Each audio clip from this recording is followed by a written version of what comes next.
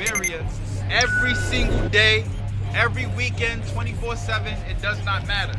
Tell them what breaking the black barrier mean, man. What they look like? What is black, man? What is black? Copper Color Productions, man. The Copper Color King Cash More and Money, man. Let's get it. Black King, stand up for understand what black is. It's the essence, it's the culture. We've been on this earth, you heard? The Bronx is called Fort Apache. Huh? The Bronx is called Fort Apache, man. Oh, last breed, bro. We bringing it back, last breed.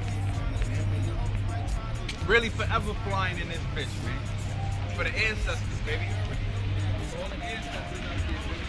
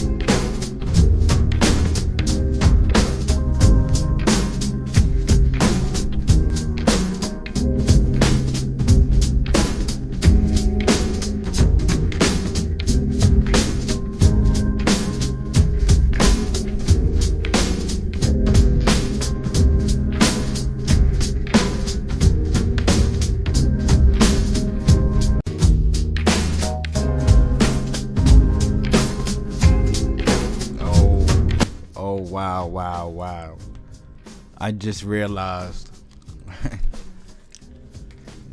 we had that bad boy going for 6 minutes. My apologies, y'all. My apologies. My dearest apologies, man. Tap in. Copper Colored Love, man. Copper Colored Love. We in the building. Some more Reconstruction era in the American South today, baby. Yes, sir. We are in this bad boy, man. And we're gonna talk about a lot of good stuff today. We're gonna react. First of all, we're gonna react a little bit to the 2024 presidential election. And I want to show y'all something, right? It's so funny because we caught them slipping, man. We caught you slipping, Sloppy Joe. We caught you slipping, man.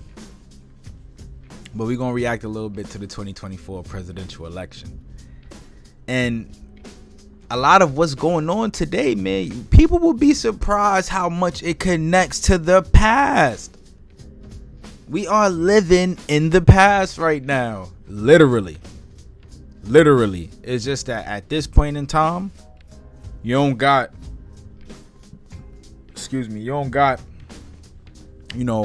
colored people representing different states or in high places of Congress, at least not that we know of. Let's just say that, the only two faces we see right now in terms of the presidential election is Donald Trump and Joe Biden. But there's way more. We got a couple more candidates that's actually going, that's running for president this year. And it's two black guys. We got two copper colored brothers, right? And then we got a brown brother from the Middle East, or Hindu, whatever. I don't even know too much about him, I'm gonna be honest. But yeah, we are living in the past, man. Make sure you vote this year. I want everybody to understand. Make sure you vote. Don't run along with that idea that the black vote don't count, because I ain't gonna front. This is gonna make or break the future in this world. That's just my point. It's gonna make and break the future of America. That's my opinion. Right? We all know that it's a battle of each are evil, right? Both of them is evil, right? But which one we gonna take? Like, which one is keeping in the buck with us, right? Letting us know what it is. More or less, though, man.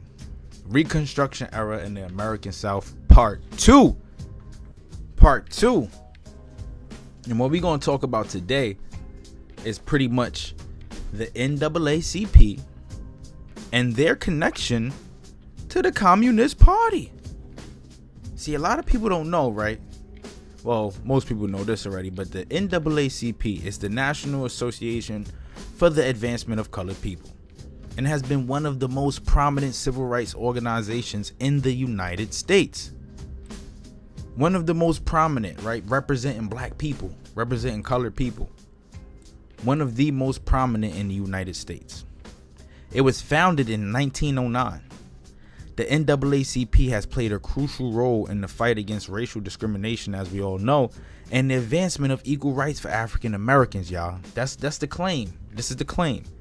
However, the organization's history is not without controversy, as it has been accused of having ties to communist groups, letting y'all know, and individuals over the years. In this video, we will explore the complex relationships between the NAACP and the communist movement, y'all, examining the evidence and the arguments on both sides. We're going to read a nice little book. All right, we're going to read through a nice little book that's breaking down the connection the NAACP had with the communist parties. Now, first thing I want to say, right? We got the slideshow going through. First thing I want to say, let's stop recognizing these people as leaders of black history. Let's denounce them of these titles right away. I'm going to show y'all who this lady is. It's going to be a banger. And this brother right here, he denounced himself. Right? A spy, another spy. Actually, right? Let's talk about it, right? Let's talk about it. We're going to go through it one by one. Booker T. Washington. So what did this brother do wrong? This brother decided to follow the honky, right? When it was time to organize colored people in America, he was a part of that movement that advocated that people had to go to school to learn labor that they were already growing up doing. They had to go to school. Right? You have to pay to go to an institution. Now a degree is required to work specific jobs that people were already doing off of basic knowledge. Let's remember, we were here first. The Americas is our land. So we lived off the land. This brother, Booker T. Washington, was one of the brothers siding with them honkies when it was time to line us up and put us in these institutions, these HBCUs that are owned by uncolored people, unseasoned chicken, my G. Straight up. Right? And I want to denounce him of his leadership or remembrance in Black history. Use a dub. Next. This brother right here. Oh my gosh. We could go on for days about him. First of all, he's a hater. He's a hater. Second of all, right, if it was 2024 today, he wouldn't even claim that he was black. He is the number one communist. The number one communist, and also one of the founders of the NAACP. See, W.E. Du Bois set us up. He set us up. He set us up. And it's so funny because, not to mention, these brothers, they didn't even get along with each other, right? But yet they preaching all of this, black that, but can't even see eye to eye with the other quote unquote black activists in America at the time. Right? He set us up. I'm denouncing him of his role as a leader in Black America. His remembrance. You're a dub. Next. Marcus Garvey.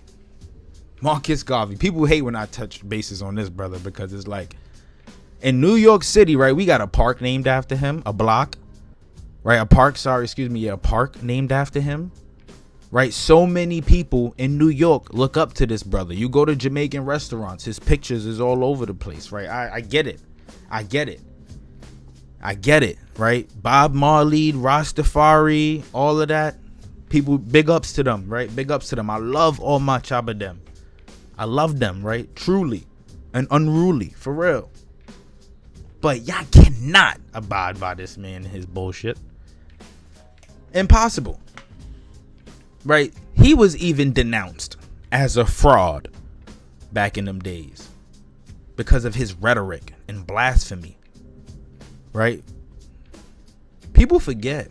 Like, a lot of these organizations, groups, Rastafaris, all of that, those things are new. They are newly founded organizations. Those are not organizations that were here when the Most High preached his word to the man. We gonna denounce him for misleading us, but also trying to put us in the right direction, right? Not gonna take that away. For misleading us and also colonizing Africa. You colonizer? He colonized Liberia, or what is now known as Liberia. Right, we gotta denounce him, right? Because him and his Masonic buddies left to Africa to colonize a little portion of land to start this Back to Africa movement. Denounced. 00. Who do we got right here? I want to talk about this lady real quick. Right, people don't know about Shawty. Her name is Mary Church Terrell. Right, and she was one of the first women, or one of the women who were among the founders of the NAACP. Now, you know what's so funny about this lady? She doesn't even have black ancestry. Her and her family, right? They come from, what they say, Madagascar? Right, Madagascar? So she's not even black. Right, that's number one. 2, she doesn't come from a slave family. She comes from a wealthy family. Her father was with slave owners traveling up and down the Mississippi, capturing our ancestors, right? Our ancestors, capturing and selling our ancestors. Her father was quote unquote documented as a slave, but also had some wealth, right? I can't understand how they always want you take slave to wealth, right? That fast after emancipation, and even prior, right? It's so crazy. It's so crazy. We gonna denounce old girl, right? We denouncing her. She's a dub. And like I said, J. Edgar Hoover didn't even claim his black ancestry, right? He denounces himself. So he's a big double O. And then we got Harriet Tubman, the Union spy, postal service worker, and the Union spy.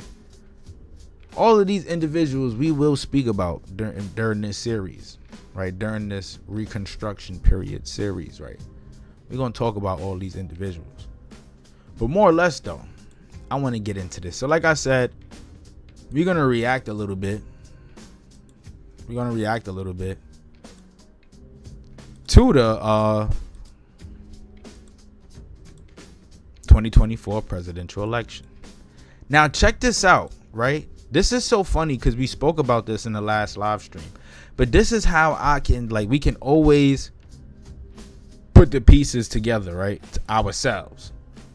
Joe Biden sold himself out during this election. Like, Trump ain't do too good himself, but Joe Biden sold himself out. Because what we learned, the Democratic Party, right? The Democratic Party in America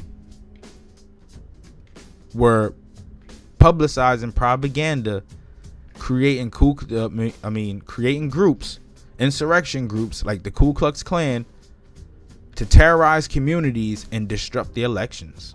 This was in the late 1800s, early 1900s. Listen to what Joe Biden says, right? Check this out.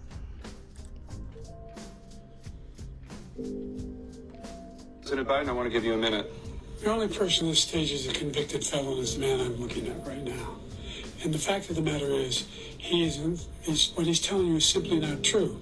The fact is that there was no effort on his part to stop what was going on up in Capitol Hill. And all those people, every one of those who was convicted, deserves to be convicted.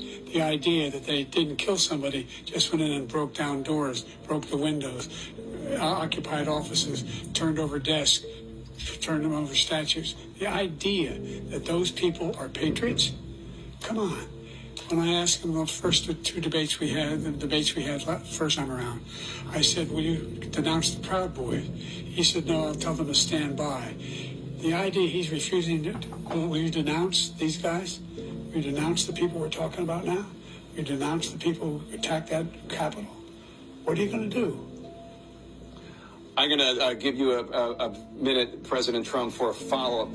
President Biden, you have said, quote, Donald Trump and his MAGA Republicans are determined to destroy American democracy. Do you believe that the tens of millions of Americans who are likely to vote for President Trump will be voting against American democracy? The more they know about what he's done, yes. The more they know about what he's done. And there's a lot more coming. He's got a lot of cases down the road coming around. He's got a whole range of issues he has to face. I don't know what the juries will do, but I do know he has a real problem. And so the fact that, could you ever think you hear any president say that I'm going to seek retribution? Do you ever hear any president say that I thought Hitler had some good ideas? What got me involved to run in the first place after my son had died, I decided in Iraq, because of Iraq, I said I wasn't going to run again. Until I saw what happened in Charlottesville, Virginia. People coming out of the woods carrying swastikas on torches, and singing the same anti-Semitic bile they sang back in Germany. We caught you slipping, Sloppy Joe. We caught you slipping. We know what them Democrats been doing for years, man. We know what they've been doing for years, man, since the 1800s. Look, we covering the Reconstruction era.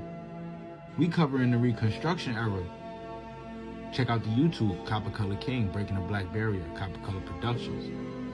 Right? And throughout the book, as we read and learn about the Reconstruction era, what they say, right?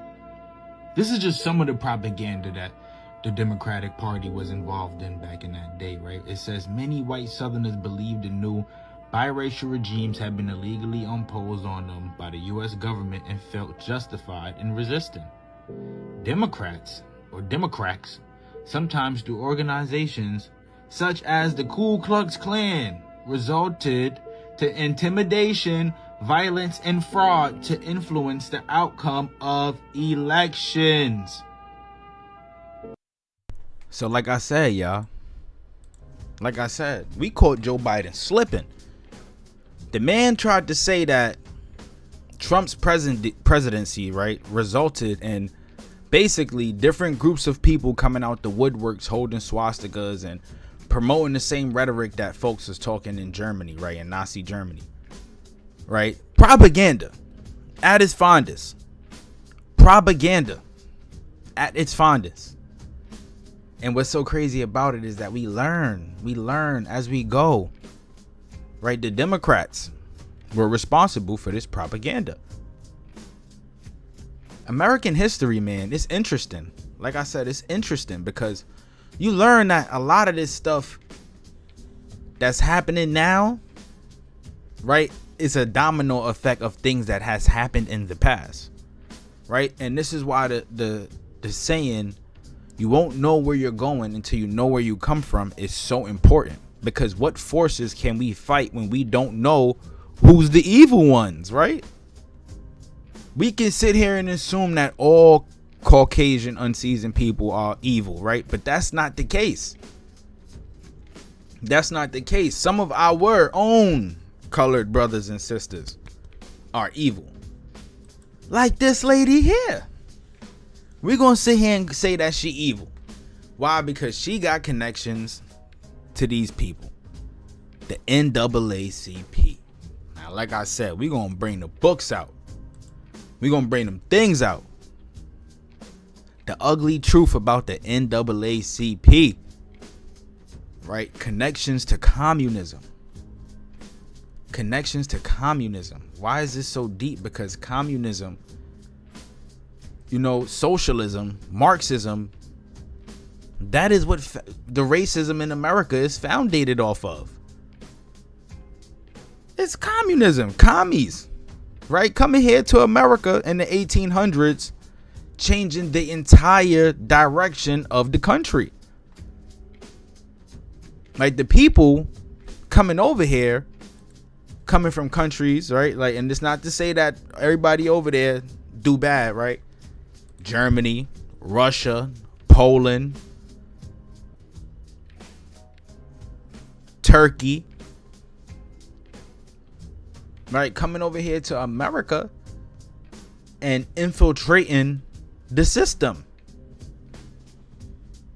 right? Folks like Mary Church Terrell. Now, why is she important? Like I said, we've been reading through the Reconstruction era. And what we learned about the NAACP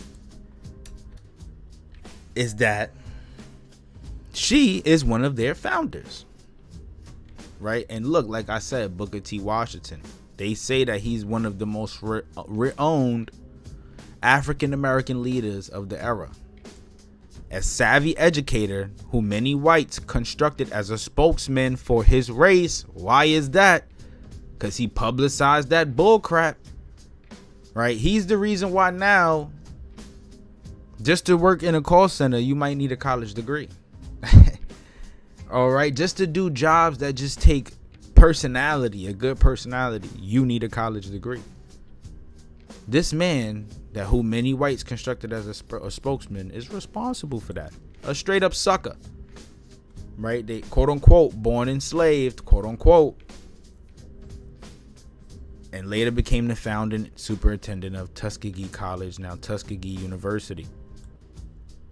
But back to Mary Church Terrell, they started talking about African American women, and they said that they also constituted institution building activities, institutionalism, right? Institutionalism, brainwashing, that remained critical to the well-being of communities.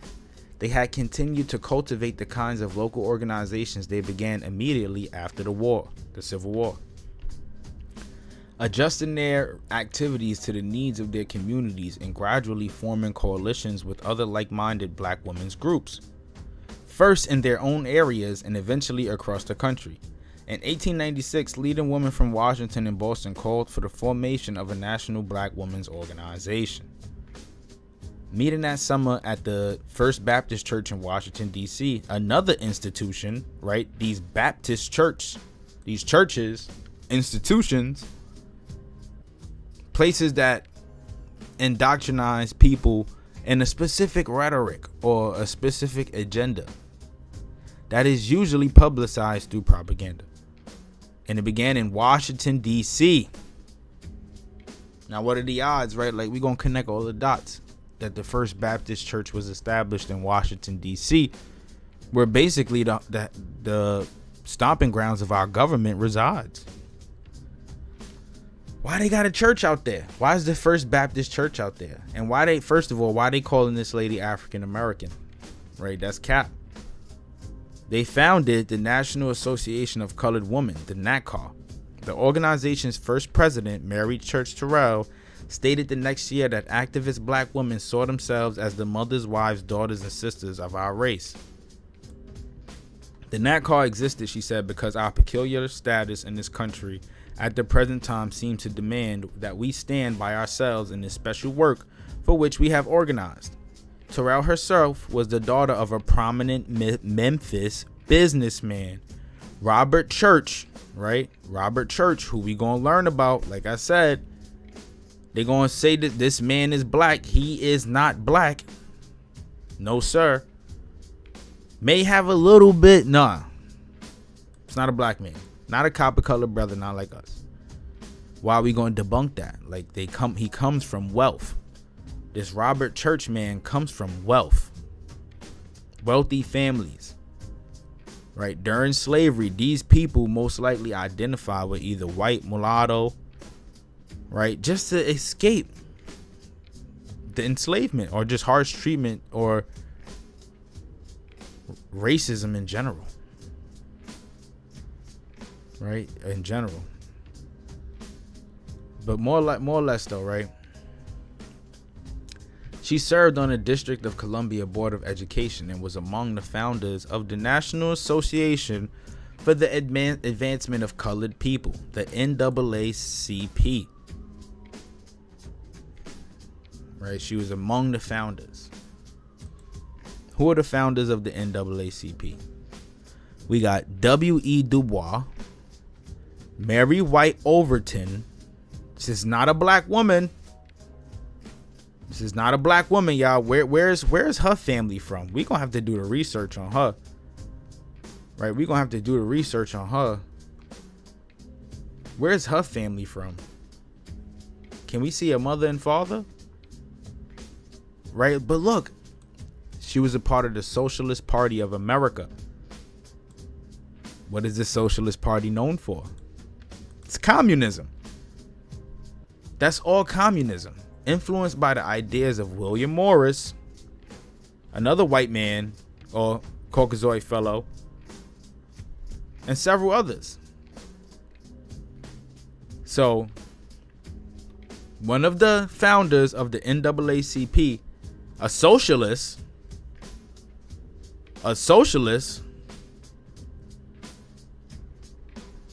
were influenced by the ideas of another brother named William Morris. And he was from Europe, Essex. Strong influence of medievalism, a system of belief and practice inspired by the Middle Ages of Europe, or by devotion to elements of that period which have been expressed in areas such as architecture, literature, music, arts, philosophy, scholarship, and various vehicles of popular culture. So medievalism is basically a practice of changing a culture. That's what medievalism is. Essentially, that's what they're saying. That's what they're saying. And it was inspired by the Middle Ages. And we see the Middle Ages was a period in time that changed the entire direction of the way the world was living. See, we now look, and we're gonna talk about a lot of this stuff as we go deeper into the Moorish and the history of the Moors in Europe segment, right?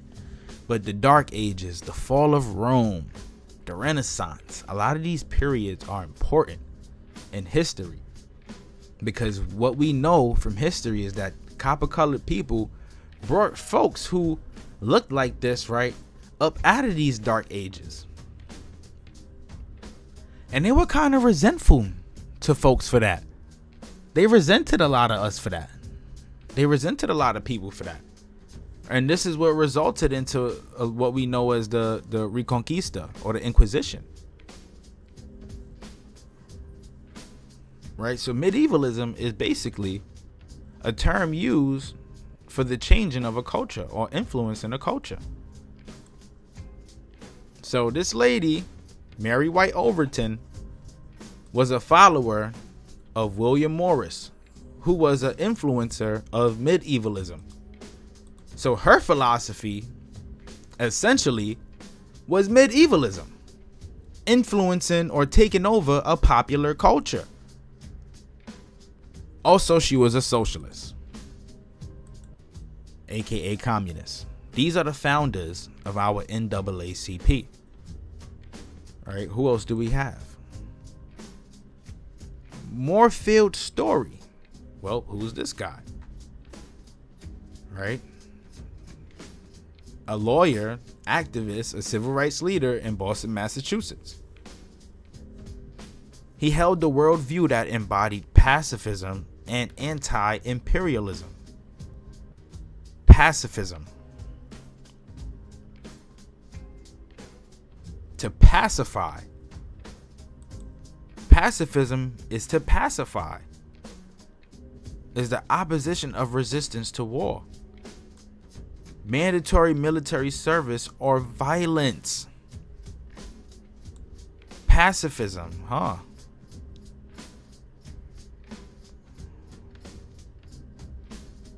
Oh no, it's the opposite.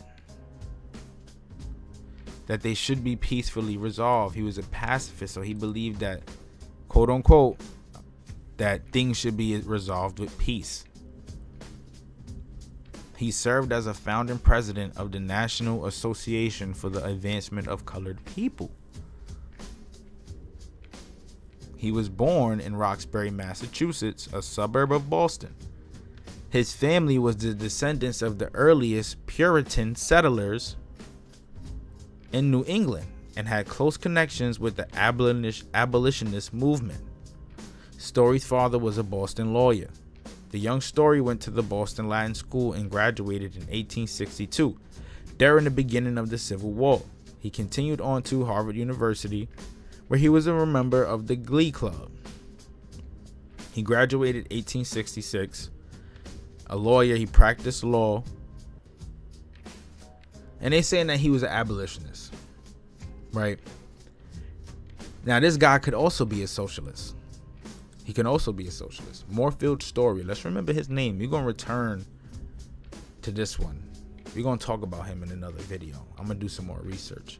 But again, another person who does not represent what we've been through, controlling the direction of organizations that's supposed to represent what we've been through. We got Ida B. Wells. You know, she's very prominent and influential. Probably another socialist too, though. And then look, a Henry Moskowitz. And he was born in Husi, Romania. He was Jewish. And he migrated to the United States in 1833. So one of the founders of the NAACP wasn't even in America around the time where you were supposed to be in America. He knows nothing about slavery in America. Henry Moskowitz. This man is from Romania. He is from Romania. He earned his philosophy degree in Germany. Another socialist. Bet my bottom dollar. Like I said, these are the communist founders of the NAACP. Now, like I said, we're going to return to Mary Churchill. Mary Church Terrell. Now, like they said, her father, Robert Church, was a wealthy man. That's what they told us. Right? He was a wealthy man. Robert Church was a wealthy businessman. We're going to talk about this Robert Church dude for a little while. Just to understand, where Mary Church Terrell, one of the first African American women to represent black women in America, and probably one of the most to incredibly mislead black women in America. We're going to talk about her father, Robert Reed Church. They claim that this is a black man. Their claim is that this is a black man. That's their claim. That's their claim, right? He was born June 18th, 1839. Dude's a Gemini. And he was an American entrepreneur and businessman and landowner in Memphis, Tennessee, who began his rise during the American Civil War. Like I said, a lot of people, war makes people rich, and war also makes people poor. And the Civil War was one of those wars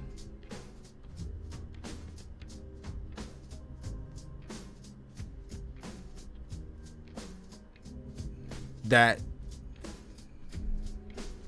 left people in them specific situations. They say he was the first African American millionaire in the South. Where did this man learn how to become a millionaire? He built a reputation for great wealth and influence in the business community. He founded Solvent Savings Bank, the first black-owned bank in the city, which extended credit to blacks so they could buy homes and develop businesses. Right? And this is a very big, right? Because it's statements like this that they make that we would think applies to the entire black population, but it doesn't.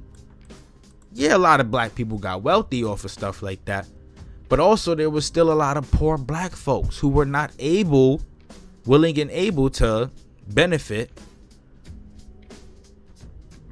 from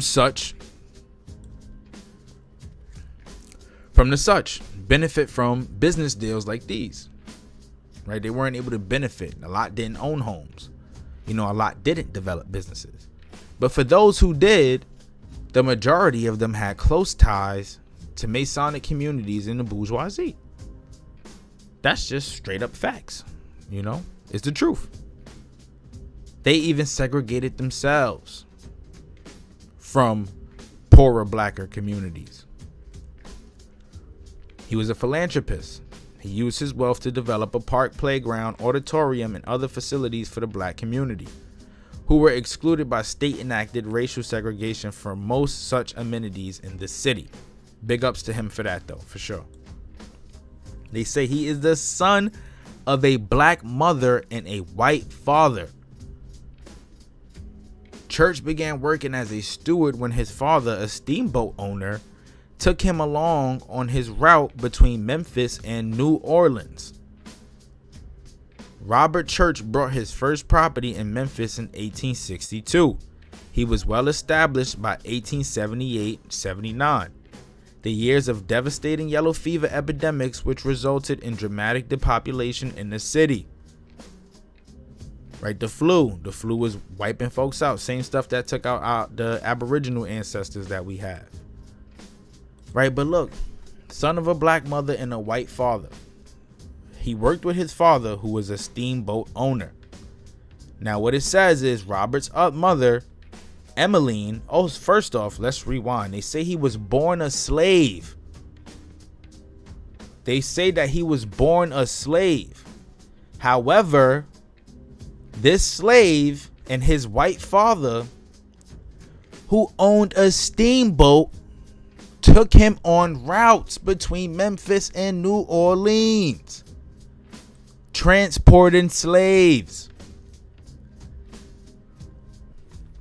This brother was not born a slave. He was born to a wealthy family.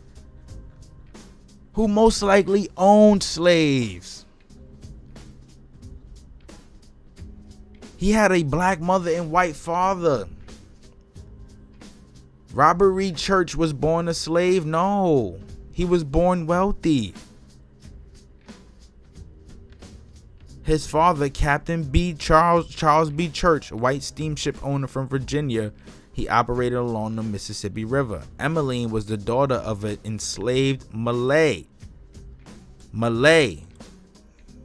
who some are copper colored, right? For the most part, you could say these brothers is copper colored, definitely, right? But that's not entirely the case with Robert Reed Church now. And we can't honestly believe that, especially with these phenotypes. But he represented the bourgeoisie. You know, he represented these sellouts. He represented them. And that's just to have some background on this Mary Terrell Church, because her ideologies and her reasons for doing what she did stems from her environment. What she grew up, where she grew up, and what she grew up under. Grew up under her father.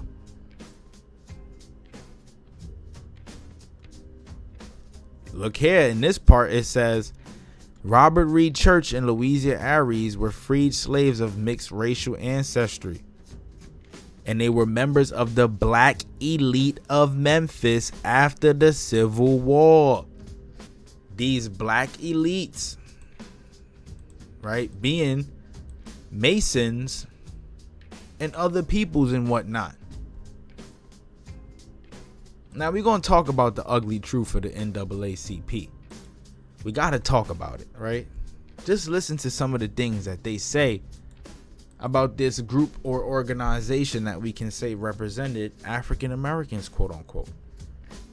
Right? So what it says, where shall we start? So, biographical sketch of Eugene Cook, Attorney General of Georgia. Here it lists a bunch of names.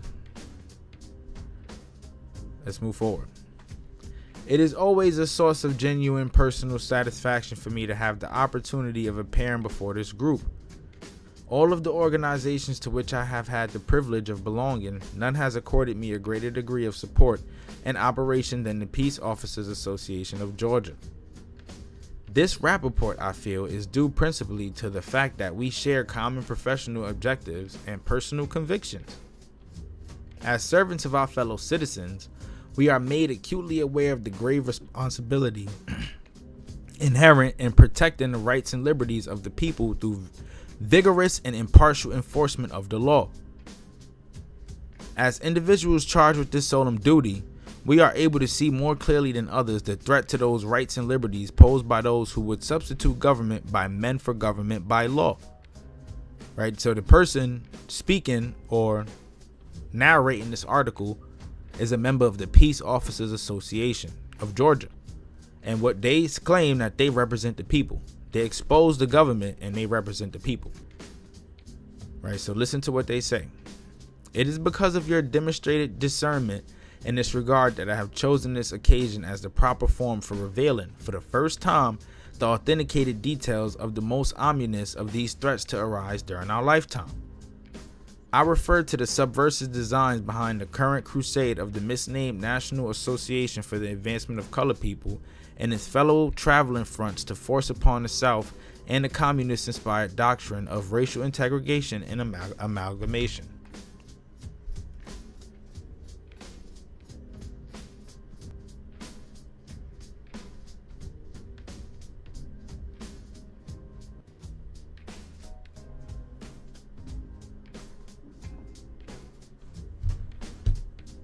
It shall be my purpose in this speech to totally disrobe the NAACP and to present this sinister and subtle organization in all its nakedness. This dude is about to go off on the NAACP. He is about to go off. I need y'all to pay attention to this part specifically. Pay close attention, because this is the stuff that we don't know. We don't know. We didn't learn this. They didn't teach us this in school. They told us that the NAACP represented us in that. That was an organization created to represent the people and stand for the people and whatever the case may be. But that's not true. None of it is true. None of it is true. Check it out. The ugly truth about the NAACP and its origin, aims, and manipulators is so shocking as to stagger the imagination. But it is borne out by incontrovertible facts which can be established as matters of official record. These facts have been uncovered, checked, assembled, and correlated through many weeks of intensive investigation and cooperative effort by my staff and the staffs of Congressman James C. Davis of Georgia and Senator James O. Eastland of Mississippi. Let's try to see if we can get some backdrop on these people. All right, these were other white people, other unseasoned people. But those folks claim to be true Americans.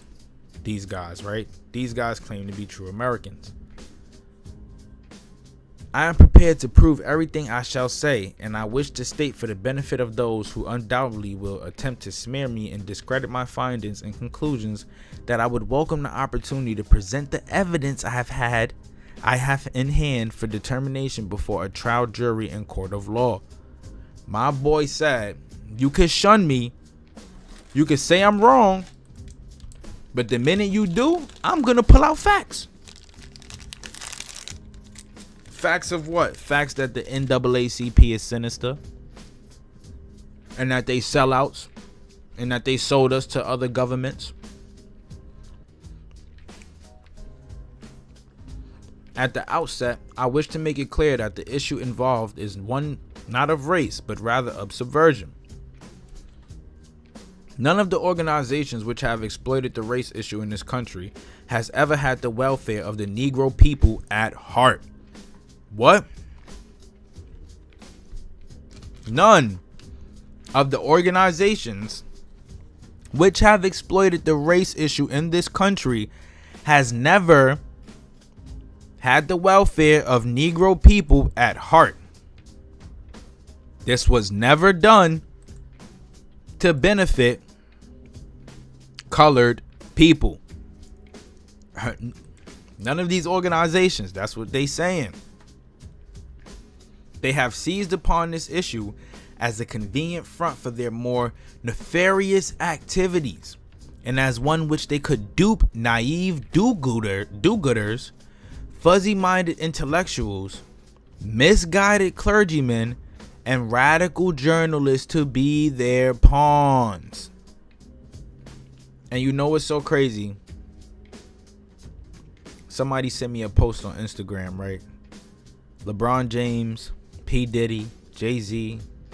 I ain't gonna say too much, but y'all already know what it is. Y'all already know what it is. The record shows that the National Association for the Advancement of Colored People was neither founded nor is presently directed by colored people. It was originated in New York City 46 years ago as the brainchild of a Southern scallywag journalist and a Russian-trained revolutionary named William E. Whaling. Now, they didn't show us William E. Whaling. Who is William E. Whaling? He's a Russian-trained revolutionary. He was a socialist Republican born into a wealthy family in Louisville, Kentucky. He founded the National Women's Trade Union in 1903. And he is among the co-founders of the National Association for the Advancement of Colored People.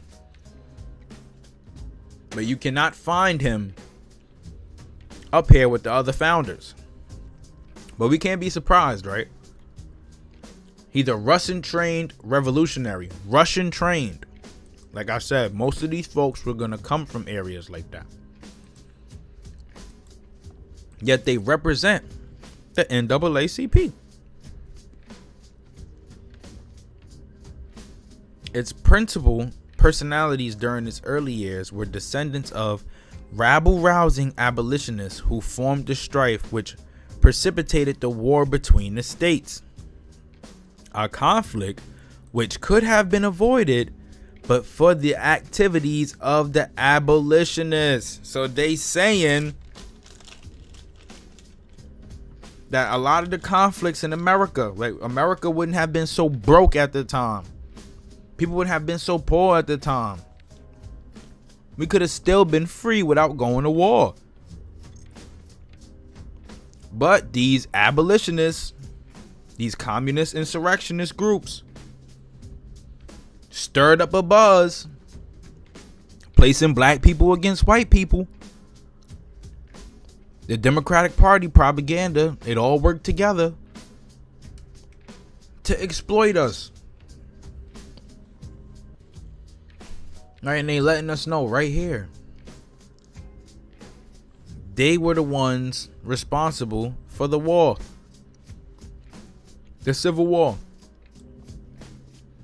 Of its 5 founders, only one was a Negro, a communist sympathizing lawyer named W.E. Du Bois, whose record of participation in communist front, and subversive organizations and activities taken from the files of the Committee on Un-American Activities of the United States House of Representatives.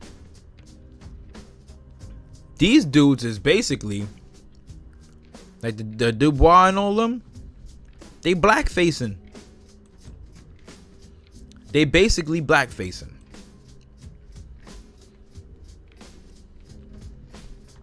Right, and what else they got for us?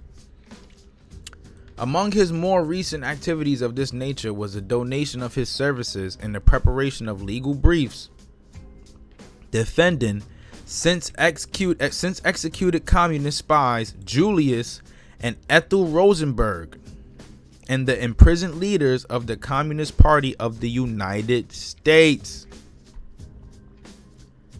So W.E. Du Bois was working with communist spies who infiltrated, like I was saying, who infiltrated America. These people were part of these other folks who put out the propaganda that stirred up the Civil War. Right, learning about them. Look, we went into Mary White Overton, right? She was an American socialist.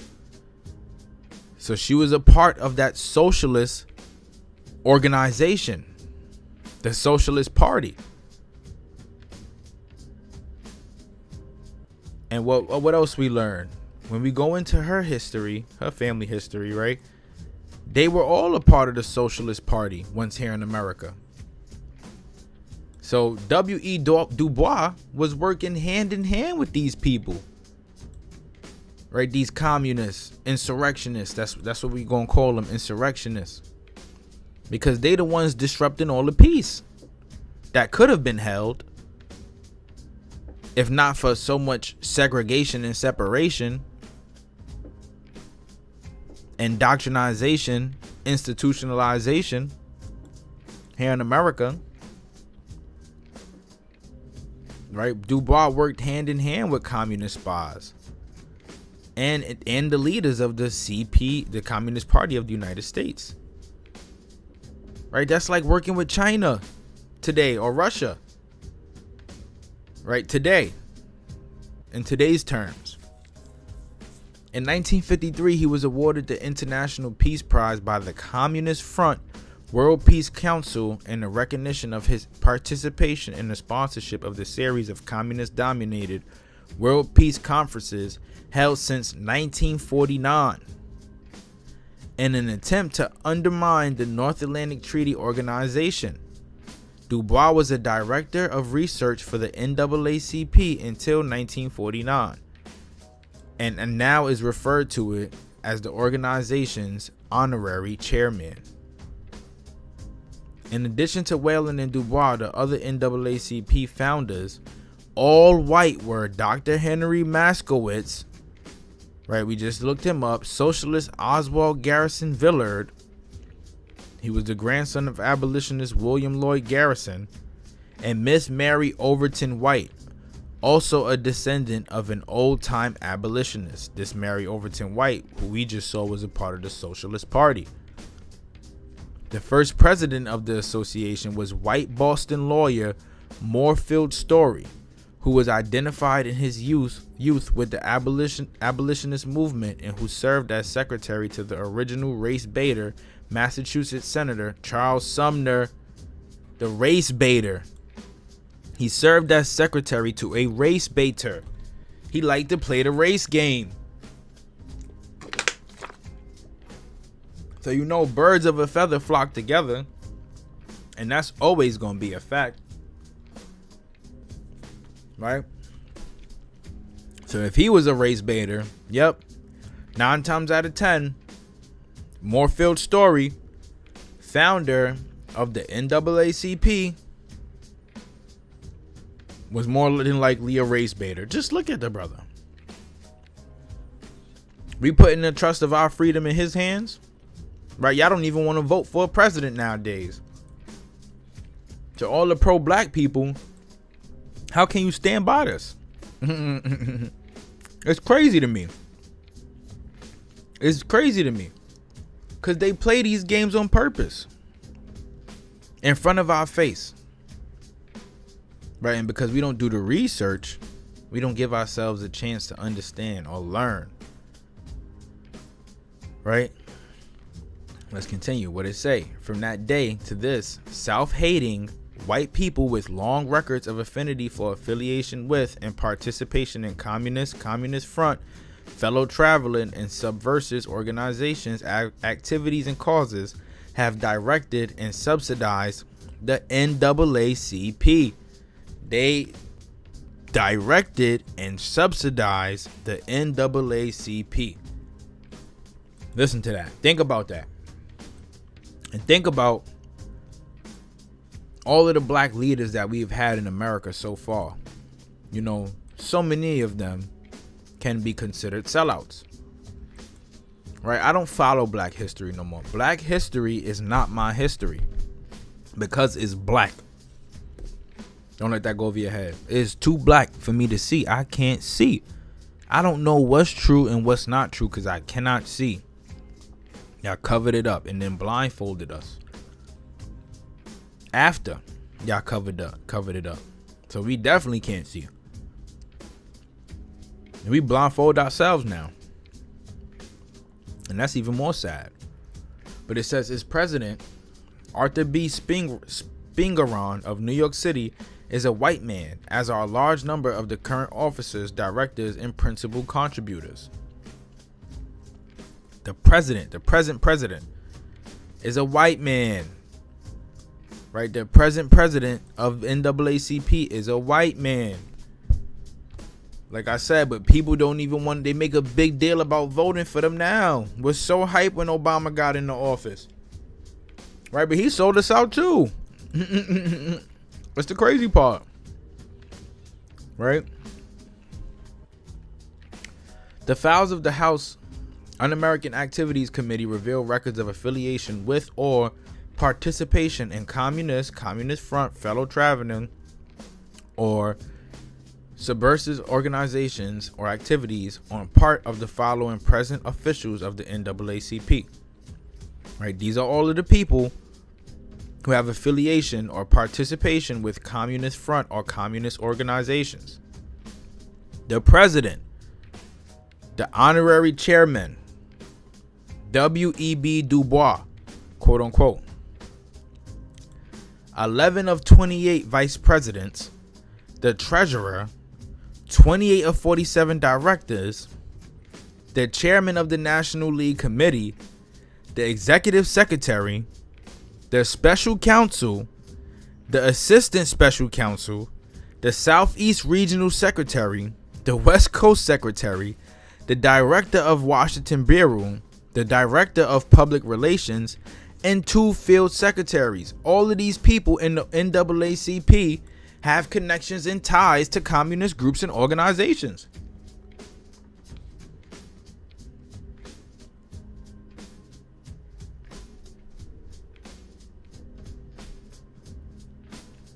Crazy.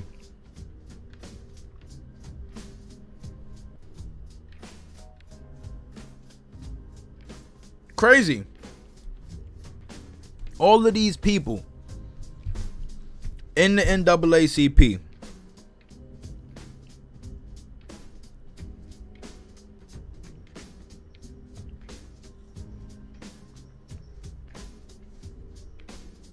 all these people it's crazy, bro. Connections to the Communist Party. The transcript of this evidence numbers 121 pages of single-spaced, typewritten copy and would require more than 6 hours to be read aloud. Time being a factor, it is impossible to present all of this material. But to give you an idea of the backgrounds and ideologies of the policy-making officials and personnel of the NAACP, I shall cite chapter and verse on the activities of this organization's principal personalities. He about to start bomb dropping. And real quick, for you fools, right, who don't know what communism is,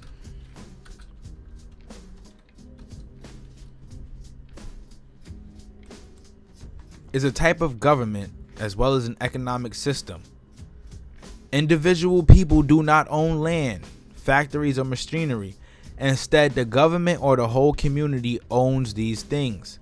Everyone is supposed to share the wealth that they create. Why is it bad? It has been criticized as authoritarian or totalitarian, forgot to pronounce it, for suppressing and killing political descendants and social classes, enemies of the people, religious persecution, ethnic cleansing, forced collectivization, and use of forced labor in concentration camps. That's communism, right? Basically what America is sort of kind of swaying to today, right? The government is starting to become enemies of the people, or shall I say the Democratic Party, right? That's what's happening, right? And just look at history, right? Look at all the other communist parties that have existed in history, right? We got the Chinese Communist Party, right? See what happened over there in China. They got the sweatshops, right? At some point, people were restricted on having a certain amount of babies. Like, they control everything, cameras all over the place. That's communism being controlled. Forced collectivization.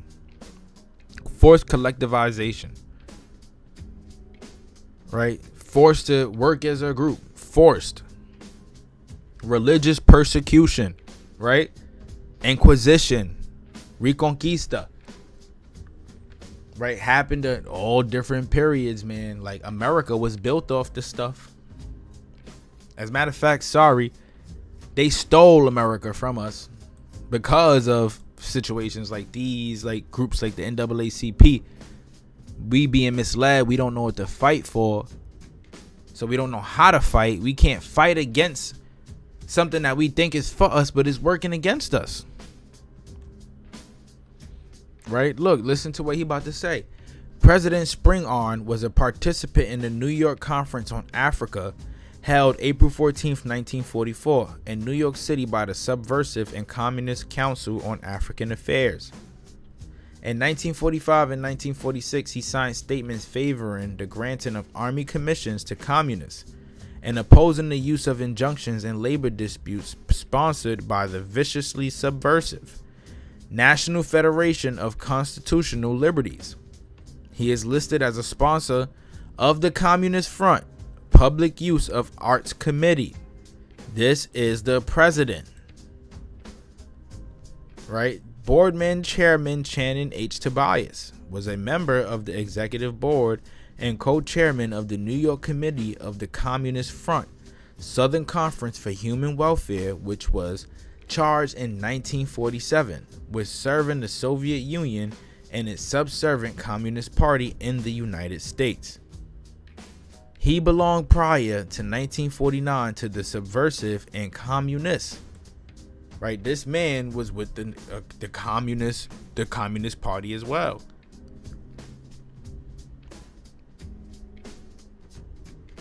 Right, he was with the Communist Party as well.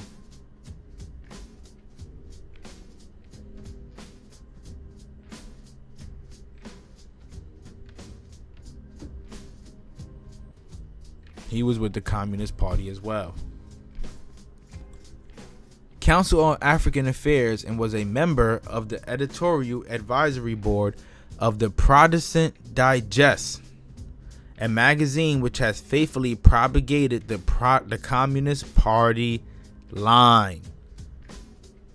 Even in magazines, right? Is in magazines, same thing like with newspapers. Like some sway left, some stay right, some sway right. But at the end of the day, it's all propaganda. And they had this busing in the 1950s. At 1950, 1949. In magazines. He sponsored the Subversive and Communist People Institute of Applied Religion and the American Committee for Yugoslav Relief, and was a member of the executive board of the American League for Peace and Democracy. Right? This is so crazy because these people invest so much money in quote unquote American organizations, but it all goes into their funds, right? Their relief funds and these things that build their communities and their people, right? That's why their communities here in America are so wealthy. And we worked hand in hand with them, like the rappers of today. Just like the rappers and entertainers. What else they got? He was a member of the executive board of the American League for Peace and Democracy, the largest of the Communist Front movements in the United States. The largest. He was a member of the executive board for one of the largest Communist Front movements in the United States. Right? Chairman Channing H. Tobias. Who is this? Not a copper-colored brother. But hey, again, another activist.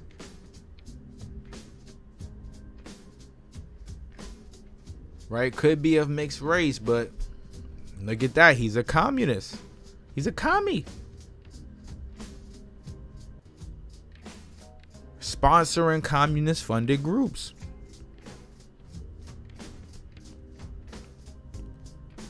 Right, what else they got for us? Roy Wilkins, successor to the late Walter White as NAACP Executive Secretary, was quoted on June 17, 1936 by the New York Daily Worker, the official publication of the Communist Party in this country, as attaching great significance to the 1936 National Communist Party Convention, and stating that the Communist Party's racial program has had a very wholesome effect in the United States. Their racial program has had a very wholesome effect in the United States. What are they trying to say? What racial program? What Communist Party racial program? What can they tell us about this? Let's see. Let's see what they got. What can we get about this? I want to know for myself. A racial program for the 20th century. Part of a series on anti-Semitism. It's an imaginary book of the 1950s, purporting a foreign communist plot to increase racial tensions in the United States. It gained public notoriety when a congressman read a supposed quotation from the book to argue against the Civil Rights Act of 1957. Right? And why are they connecting this to anti-Semitism? You know, whatever's connected to anti-Semitism is always something interesting to look into. Always. But they say this is something from a book that was created to increase racial tensions here in America. Who would have knew it would have been that easy for them? So they're saying this even in a quote-unquote mythological text, quote-unquote. Right, but what racial program, if they're saying it's mythological, could they be talking about? And what wholesome effect? Right, racism in America today? If the 1950s, he's saying it had a wholesome effect. So that means that was something they was planning years ago. And it succeeded in the 50s, the 40s. They are talking about that plan to incite racism in America. He was further quoted by the Daily Worker on July 15th, 1949, as boasting that he had voted in New York City elections that year for since convicted Negro communist Benjamin J. Davis. He is listed as a member of the National Committee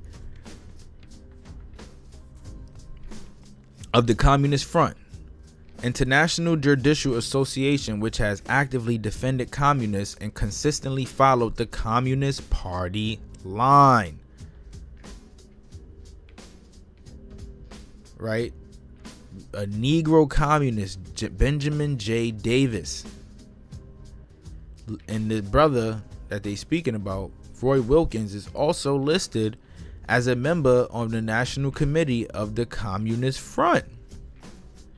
All these brothers connected to communist groups and organizations.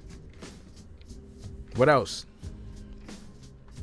He was a sponsor of the Subversive and Communist Conference on Pan-American Democracy and of a joint meeting in 1937 of the Subversive and Communist American League Against War and Fascism and the Communist Front, American Friends of the Chinese People.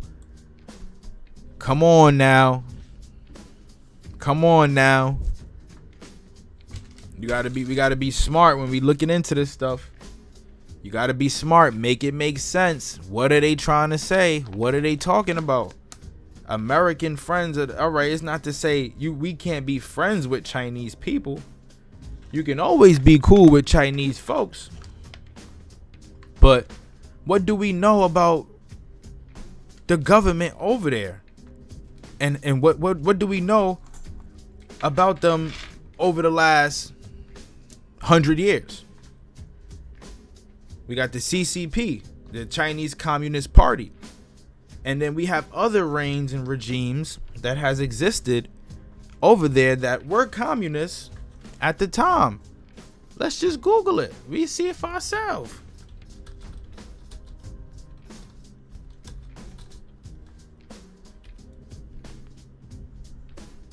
The Communist Revolution was a social and political revolution that culminated in the establishment in the People's Republic of China in 1949.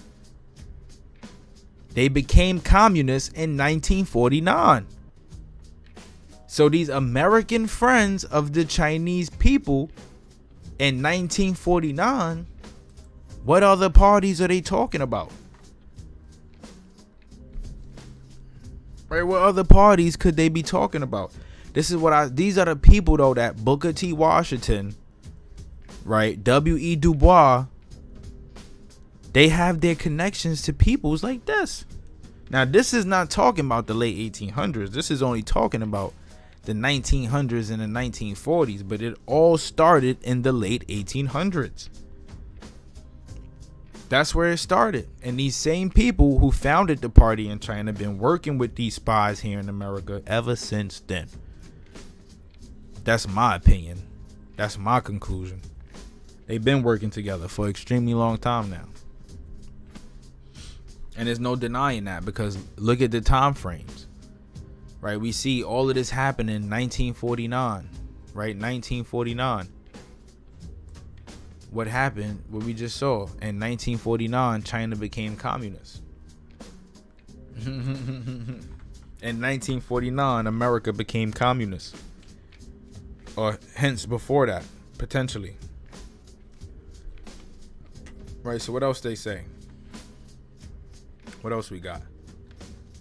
Special Counsel Thurgood Marshall, the Negro lawyer responsible for the NAACP's court attacks upon segregation in the public schools as late as 1950, was a member of the executive board of the Communist Front.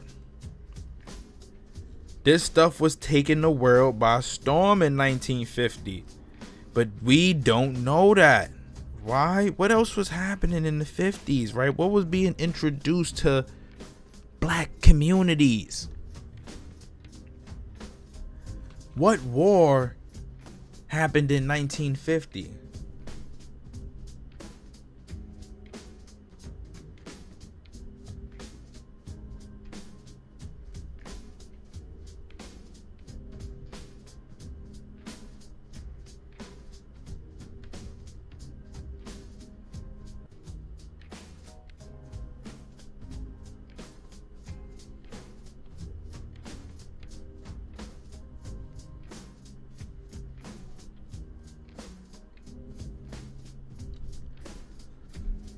What war was in the 1950s?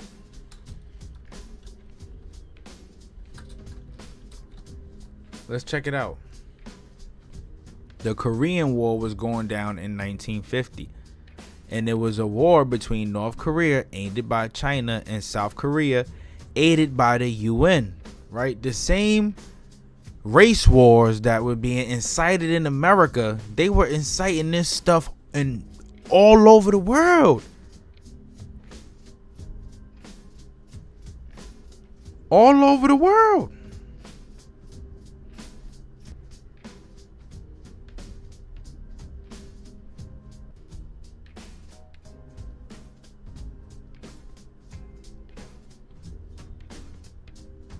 All over the world.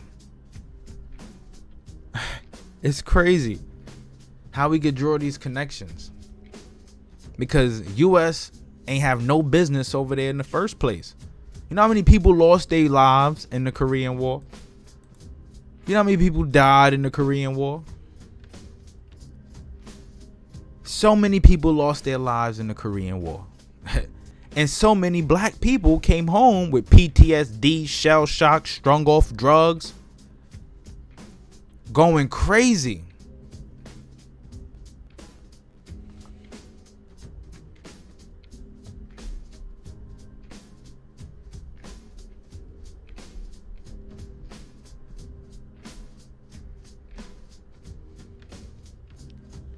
Going crazy.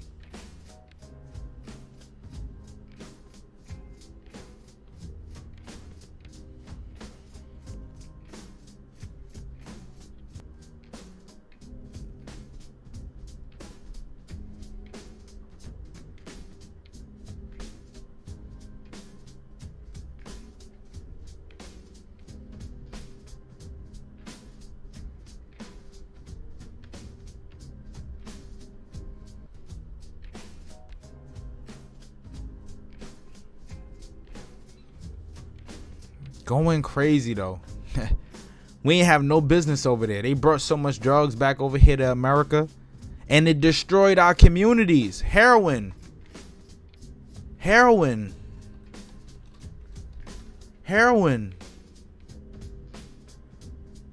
Right? It developed, quote unquote, in the United States.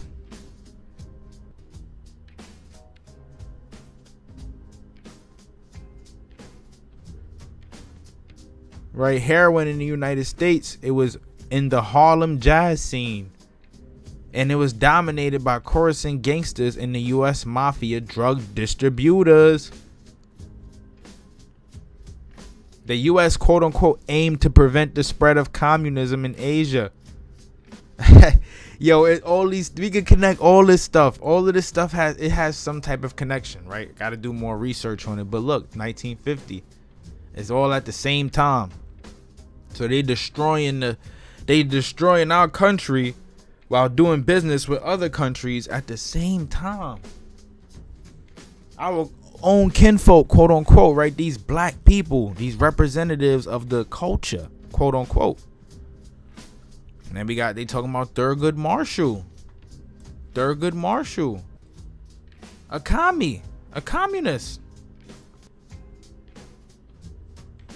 communist. Right, he's responsible for court attacks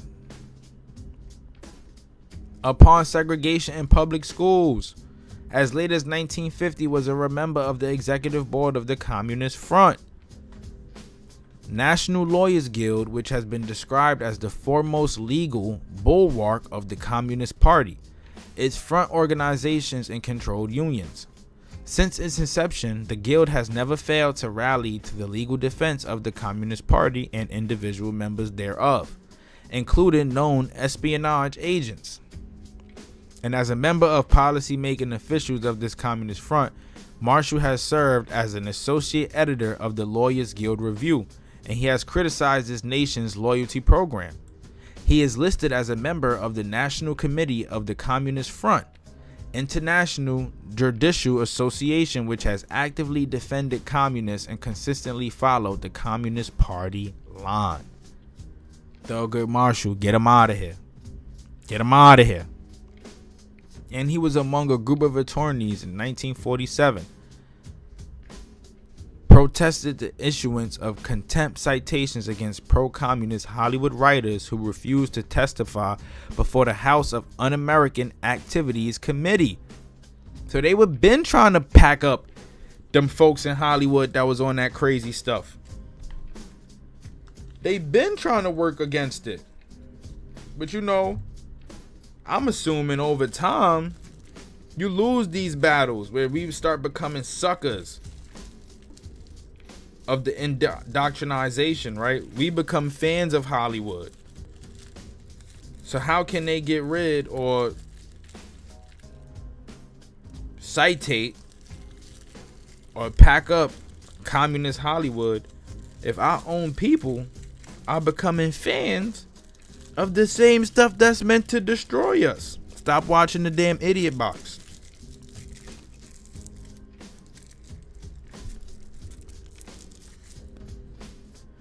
The director of the NAACP's Washington Bureau, Clarence M. Mitchell, protested against being asked whether he was or ever had been a member of the Communist Party at a hearing on proposed legislation to outlaw the Communist Party held before the House Un-American Activities Committee on May 3rd, 1950. Here we go, 1950 again.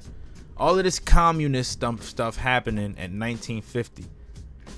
Right, so much changes going on in the 50s, right? We lost Harlem. We lost a lot. Right, we lost a lot to drugs, to racism. Right, we lost a lot. And now that they're talking about communism, I think about the wars and the war on drugs here in America. Nixon and Ronald Reagan, the 60s. Right, coming out of communism. Right, these things have a connection, and we're gonna figure it out. I'm gonna do more research. Right, it says, although he stoutly denied being a communist, he was quoted as saying that such a question was unfair because it immediately precludes from appearing before this committee many of the people who would be on trial under a bill of this kind.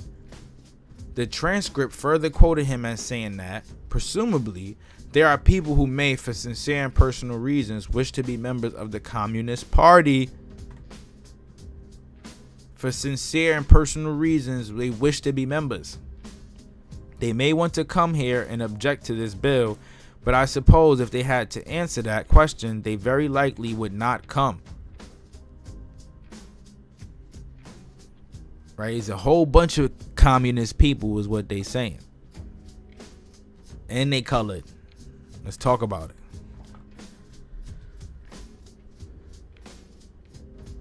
Director of Public Relations Henry Lee Moon, the association's propaganda chief, is listed as a member of the subversive and communist Washington Bookshop and the likewise designated National Negro Congress, which is the Communist Front movement in the United States among Negroes. Right, these Negroes who want one centralized government and want to be in control and dominate and push us all in a bubble. Right now we all getting put in the hoods. Right, our ways of lives is changing because we following these sellouts.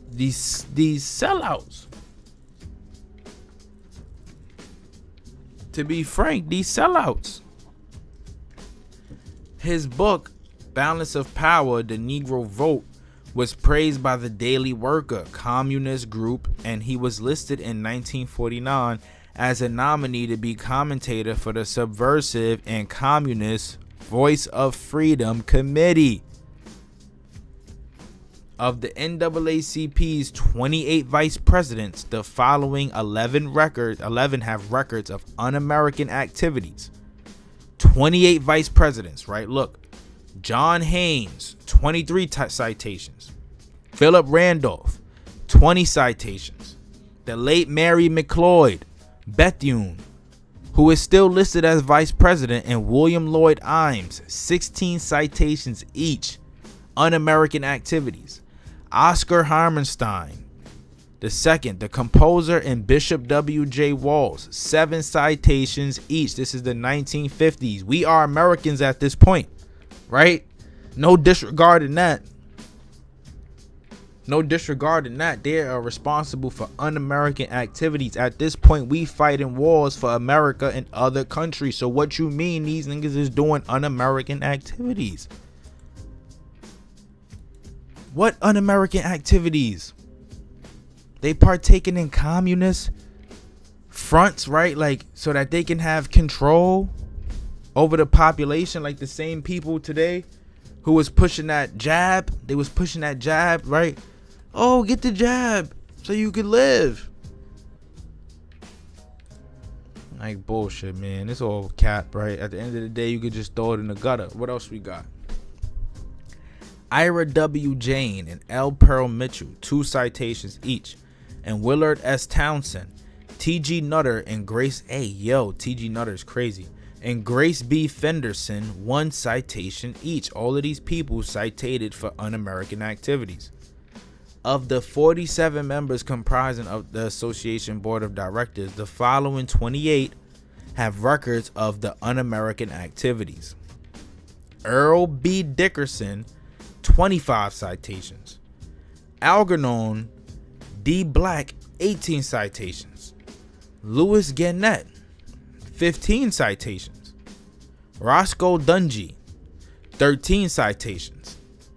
S. Ralph Harlow and Chairman Channon H. Tobias, 10 citations. William H. Hastie, 9 citations. Hubert T. Delaney, 8 citations. Benjamin E. Mays, president of Atlanta's Morehouse College, 6 citations. The president of Atlanta's Morehouse College got 6 citations of un-American activities.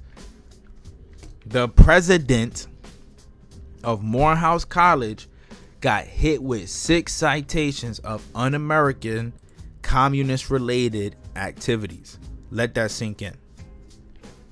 Because we're going to talk about, like I said, the owners and founders of these HBCUs. Communists? Word? And 47 members this time. Accused of having... No, they got hit with 28 un-American citations. Citations for un-American activities. 47 members of the NAACP. 47.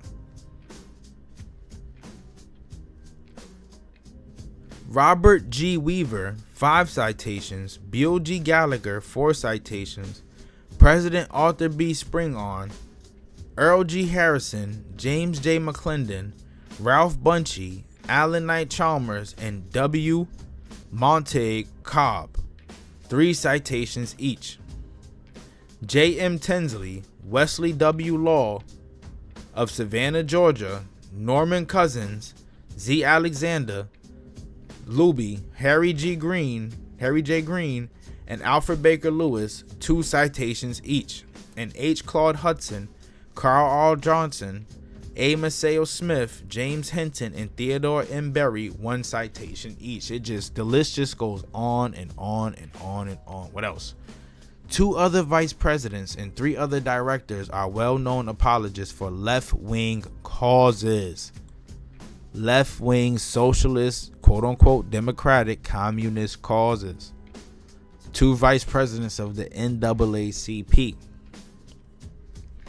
They are Senator Wayne M. Morse of Oregon and Eric Johnston of the motion picture industry.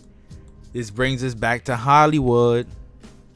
So these folks is commies too. They putting out war propaganda as well. The creation of Yorno, mad stuff. Racism towards the indigenous peoples of America. All that propaganda just to sway the country in specific directions, right? TV separated us. What they showed us on TV created our reality. That was definitely one of the beanstalks that Jack had to climb to reach racism. Right? Other officers of the NAACP with un-American activity records are Lloyd Garrison, Chairman, National Legal Committee, 5 citations, Treasurer Alan Knight, Chalmers, and Branch Department Director Gloucester B. Current, 3 citations each. Southeast Regional Secretary Ruby Hurl, West Coast Regional Secretary Franklin H. Williams, Field Secretary Madison S. Jones, and Assistant Special Counsel Robert L. Carter, 2 citations each, and Field Secretary Tara Hall Pittman, 1 citation. But all of the NAACP officials and policymakers listed in the files of House of Un-American Activities Committee, none has a record as notorious as that of W.E. Du Bois, the most notorious communist, to whom I have previously referred as one of the founders and present honorary chairman of the association. No less than 72 citations of communist front, and subversive activity are entered against his name. The latest of which was the statement he issued upon the death of Joseph Stalin, reading, "Let all Negroes, Jews, and foreign-born who have suffered in America from prejudice and intolerance remember Joseph Stalin." Joseph Stalin was a communist, and he also did some crazy things. So why is he saying black people, Jews, and foreign-born? Why do we have to remember Joseph Stalin? And what in the world does that have to do with our history, or our retribution, like getting back as a black man? Like, what does that have to do with us? What are you talking about, W.E. Du Bois? Right? This same W.E. Du Bois was one of the modern scientific authorities whose writings were accepted by the United States Supreme Court as the basis for its decision of May 17, 1954, prohibiting segregation in the public schools. Du Bois contributed to 82 different portions of the book An American Dilemma, which was cited in its entirety by the Supreme Court as an authority for its ruling. And speaking of that decision, let me emphasize in passing that 15 other contributors to An American Dilemma also have lengthy records of pro-communist activity in the files of Un-American Activity Committees. So Du Bois hung out and created content with other members of communist parties. These dudes stuck together like white on rice. Like white on rice. He was more clicked in with them than he was clicked in with the black people here in America, in the hoods, in the ghettos, in the slums. I say it's so funny because out of all of the stuff they say that they did, where is the results? Show me the Carfax. Because right now that this check engine light is on. The black community check engine light been on for a long time now. Check engine.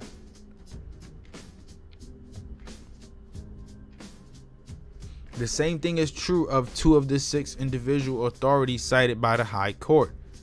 Theodore Bromeld and Franklin Frazier, who between them have been members or identified with 28 organizations declared to be communist, communist fronts, or communist dominated, more commies.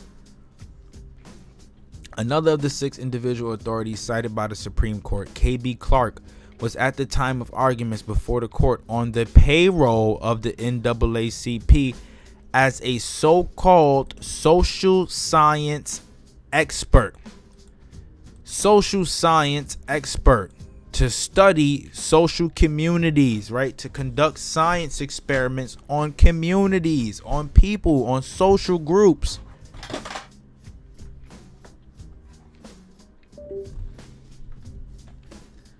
This is how a lot of them like to live. Like, this is how you segregate people. You do stuff like this. This is essentially segregation. You're singling out people based off social experiments, right? And this is what creates social stigmas. Like African booty scratcher. Or black people eat watermelon and drink soda. Or like white people don't wear deodorant. Like, we create these social stigmas due to the stuff that, due to social science experiments and whatnot, like conducted on us by the government and propaganda. You know, certain clothes is pushed out to our community so we could spend a lot of money, right? It's the truth. That's a social science experiment. And it's a way to keep a group controlled. That is communism. These records of individual officials and members of the NAACP are not the only source of proof of the subversive influences on and in that organization. Elizabeth Dillon reported in her book, The Red Network, that during the 7 years from 1923 to 1930, the NAACP received some $43,000 from the Radical Garland Fund, among whose directors were communist William Z. Foster and Elizabeth Gurley Flynn. Right? They were investing, right? Or sponsoring the NAACP. These people were getting paid to put out propaganda, and they was happily taking that money and then reinvesting that into other communities that do not contribute to black people, while we all getting pushed into the projects in the hoods because our parents is working factory jobs and stuff like that. But because of the stuff that's going on in our communities, we just can't get it together, right? Single fathers, welfare, paying dads to leave the family just to get on welfare.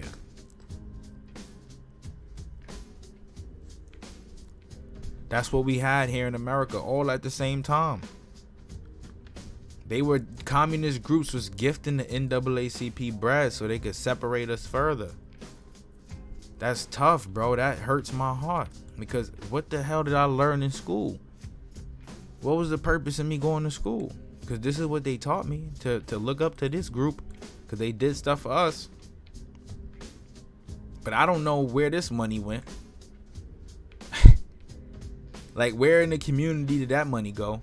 Because it's still screwed up. And if anything, people that look like us are not the ones that's buying it back.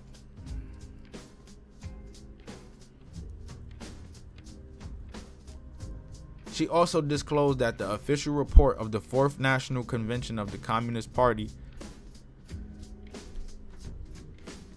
of the United States, held in 1925, stated that the party had penetrated the NAACP.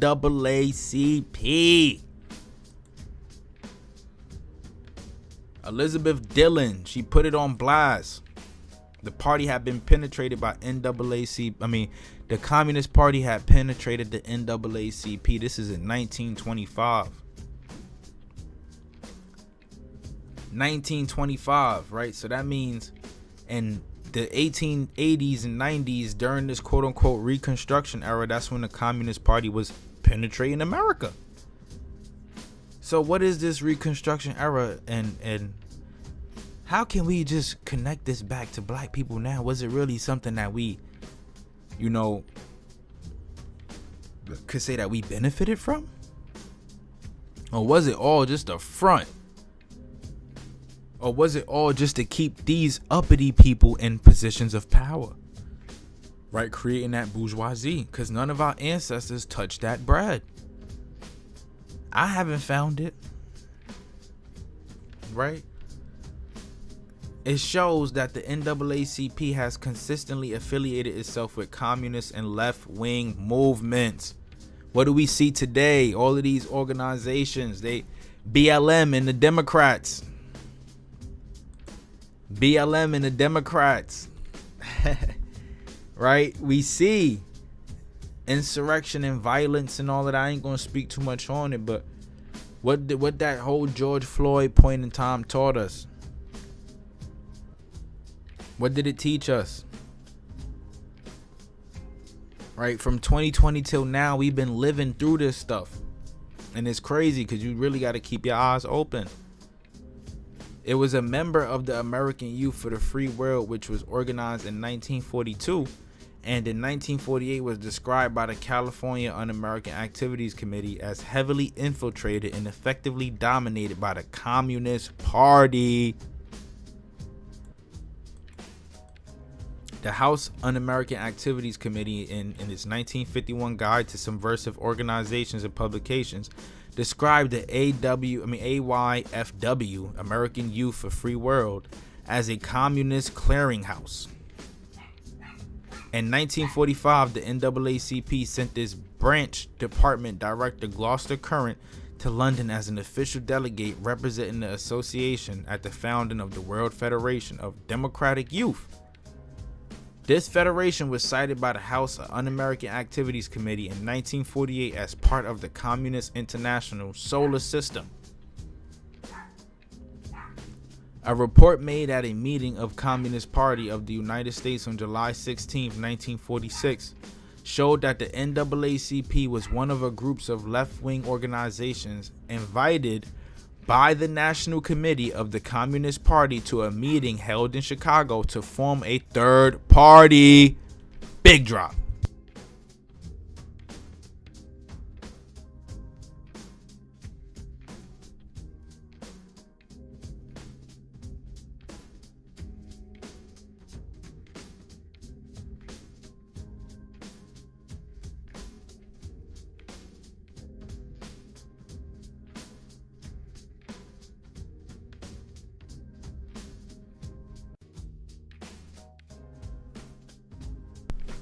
Big drop. Big drop. They held a meeting with commies in Chicago. And we know that the mob, they was holding down Chicago what? At this time, right? Right? And then we got to think about JFK and there's so many different things that we could factor into what was going on at this time. Now that I'm thinking about it. I don't want to go off track, but just think about American history overall. The 50s, the 40s, the presidents, and then coming inching on the late 50s and the early 60s, like drugs and all of that stuff. Like, it's a big connection here. We got infiltrated from all angles, and they completely screwed our society up. They screwed us up. Right, it says that report, as detailed on pages 150 to 151 of the 1947 report of the House of Un-American Activities Committee, lists the NAACP as an active participant in the conference at which the Progressive Citizens of America was formed. And earlier this month, according to the United Press, the NAACP picketed a hearing on communist propaganda conducted in Chicago by Senator Eastland for the Senate Internal Security Subcommittee. A pamphlet outlining the program of the Communist Party of the United States, published in September 1954 by New Century Publishers of New York City, made specific references on page 22 to a link between the Communist Party and the NAACP, and it stated, "We call upon wage workers, working farmers, the Negro people, small businesses, and professional people, upon the women and the youth, to join hands in a common fight for the democratic demands of the National Association for the Advancement of Colored People." Socialism, communism, right? When we Google it, the definition, right? The definition is to get people to create a one-way living, right? No individual living. It's a one-way living. The government owns everything. So they're saying that they want all the people to fight for democratic demands of the NAACP. Commie demands, right? Stuff that's meant to divide us, right? They want us to fight for their demands, but their demands are what's dividing the country. Communism. This is crazy. That's why I say we got to think about everything that's happening at that time. You got so many people advocating for these groups, but nothing is changing, right? Things were only getting worse. They were only getting worse, right? Just like I said. Former Negro communist Foster Williams Jr. testified before the House of Un-American Activities Committee about this matter on June 17, 1954 in Seattle, Washington. He said, the Communist Party very sneakily manipulates the Negro people for their own purposes. The NAACP has had this trouble. A former Negro communist, Foster Williams Jr. Who is he?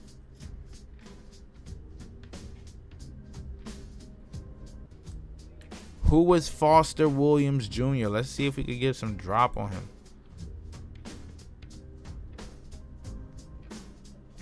Foster Williams Jr. He was General Secretary of the Communist Party in USA. Right? So if this is the same person that they talking about, they calling him a Negro? And he put it on blast that they got trouble with the Communist Party manipulating Negro people. Like today, we are manipulated. The young generation is manipulated. The older generation is manipulated. My father truly believes that Joe Biden was going to make a difference. Because I'm assuming one of the reasons, and this is just me taking a jab at him, was because if you don't vote for him, you not black. Madness. The racial aims of the Communist Party of the United States and those of the NAACP are virtually identical.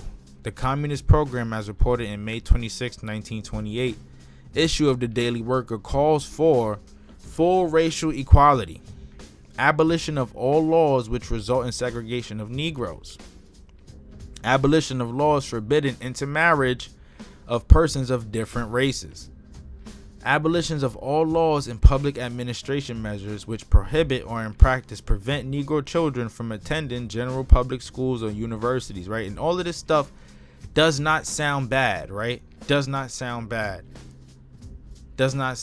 but it would not end the racism. It only incited the racism, but it wasn't bad to do it, you know, because why not give people a chance to extra opportunities and stuff, right? But it was the purpose behind it. Like, the money being made from these organizations were not being invested back into the community, right? They were only harboring more bread and keeping us stuck in the hood, because over time these same environments, they sold off to the highest bidder, just like Harlem and the townhouses, and packed us up right out of there.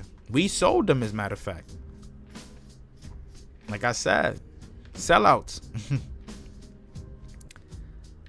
And it says, right, on the basis of the evidence now in hand, a minute portion of which I have related to you this afternoon, no other conclusion can be drawn but that the NAACP is used as a front-end tool by subversive elements in this country. Either knowingly or unwittingly, it has allowed itself to become part and parcel of the communist conspiracy to throw the democratic governments of this nation and its sovereign states to overthrow. And that's what it is, right? That's what it is.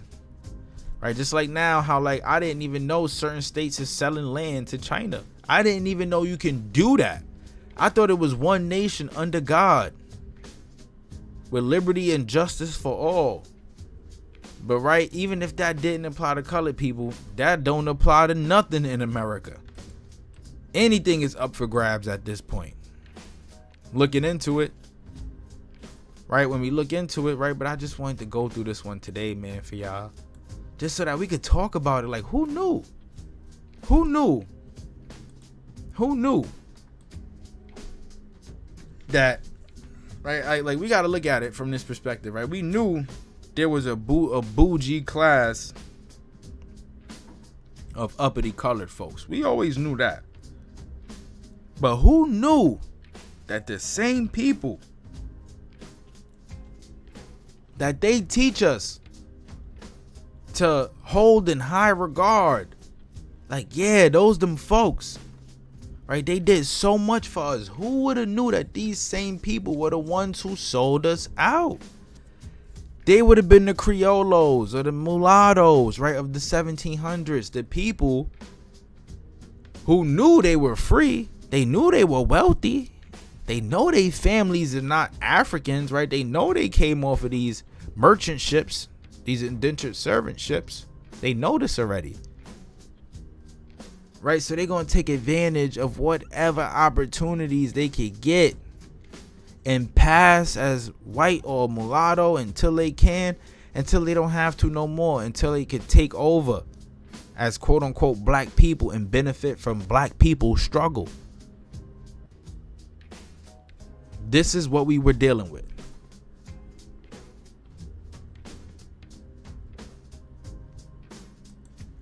That's what we were dealing with, y'all.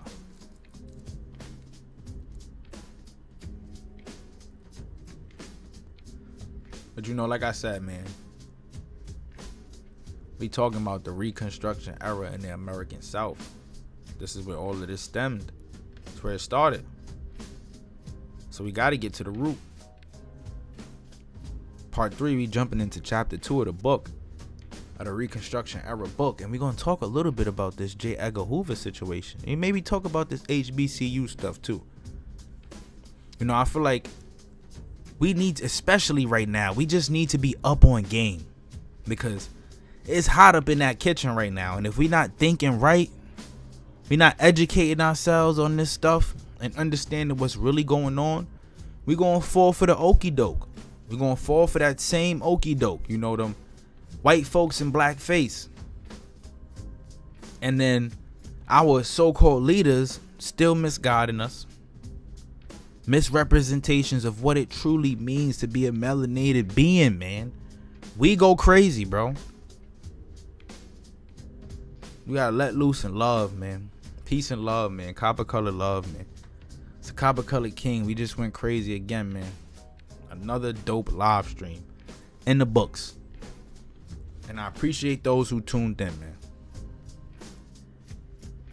Next time, let's get this comment section busting. I know I done completely threw the algorithm off. Used to seeing me on Fridays, Saturdays. This damn job, man. My labor camp threw me off, but it's alright though, cause we still on it. We still on it, man. I appreciate y'all, man. It's the Copper Color King, man. Reconstruction era in America South, part 2. Like, comment, and subscribe. Like I said, the coloring book is about to drop real soon. We're going to go on a promo run for that. I can't wait to get it out there, man. Let's keep learning, keep growing, keep developing. Copper Color love, man. Let's get it.